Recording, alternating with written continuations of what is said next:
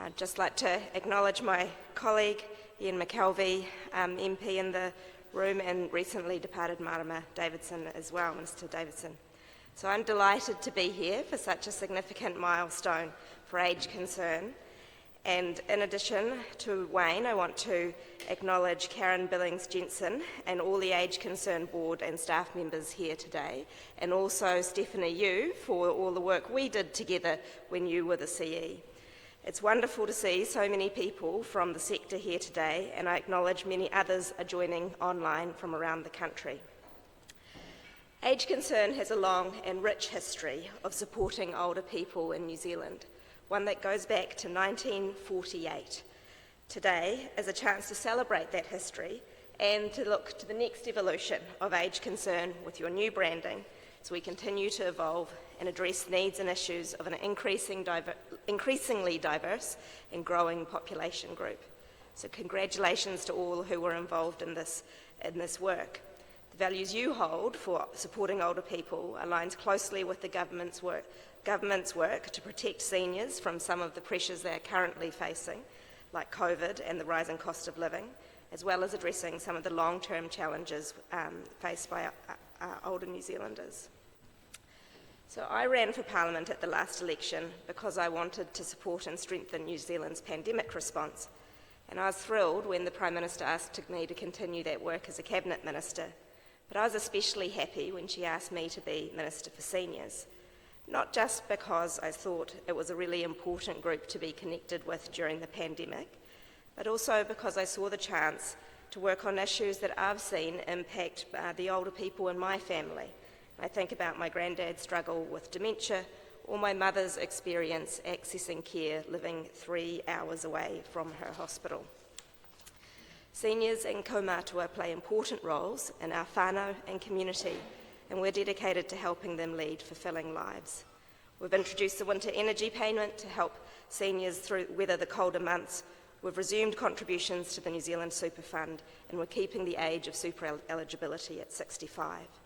We've upgraded the Super Gold Card, and we've ensured that eligible retirement village residents are eligible for a rates rebate. And our major health reforms will ensure many older Kiwis get the care they need, where and when they need it. A few weeks ago, we marked World Elder Abuse Awareness Day on June 15, and I'm very proud the government is investing $6.3 million over 3 years in developing new approaches to prevent elder abuse as part of the $37 million family violence prevention package that Minister Davidson leads. This will include trialling innovative approaches to prevent elder abuse and developing and testing digital and media prevention solutions. Given Age Concern's long history of advocacy on the issue of elder abuse, I'm sure this investment will be welcomed. Last time I spoke to you, it was many of you will remember, it was at the September Vision for Ageing conference, Aotearoa, and I'm pretty sure that meeting was online. As part of the conference, I had the opportunity to launch the Better Later Life Action Plan, and I'm pleased now to be able to talk to you about the strides we've made since then. In May, we announced what we're doing to make the future better for older New Zealanders as part of Budget 22 by investing $3.1 million towards implementing the Better Later Life strategy. Digital inclusion is part of that strategy, and it's come up time and time again, including in relation to the COVID-19 pandemic. I want to make sure all seniors can benefit from what technology offers, like being able to access information online, use digital services, and stay in touch with their families. Since an investment in Budget 2019, the government has funded digital literacy training for seniors who need a bit more help with changing technology. And the program is seeing significant improvements for participants in it. In fact, more than 2,000 people have participated in the training since it started in 2019. In this year's budget, additional money has been allocated to deliver digital literacy to a further 5,000 older people, to support and enable them to embrace technology and make sure that they can use essential services. In the field of employment, we know this is a very important area.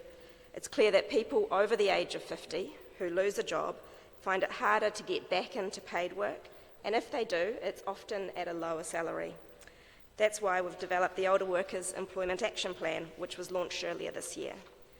The plan provides a blueprint for how the government can support and encourage older people to stay in the workforce if they want or need to. It focuses on training, upskilling, finding and staying in work, supporting employers to be more inclusive, and planning for the effects and the opportunities of an ageing workforce. And finally, we know seniors aren't exempt from the pressure everyone is facing on the housing front. Now, this government is building more houses than any other government since the 1970s. And I'm working with Diane from the Office for Seniors for options that are particularly targeted towards seniors. Budget 22 allowed us to consider more innovative solutions like piloting home share schemes that match seniors with a home to younger people seeking accommodation and willing to support with some tasks or costs, support the older person with some tasks or costs. So in closing, it's been a pleasure to speak to you all, and thank you again for having me. I hope you are very proud of Age Concern's long history of supporting older New Zealanders and of the work that you still do. I wish you the very best with the new branding, and I look forward to seeing it and continuing to work with Age Concern to further its guiding principles of dignity, well-being, equity and respect. Mā te wā.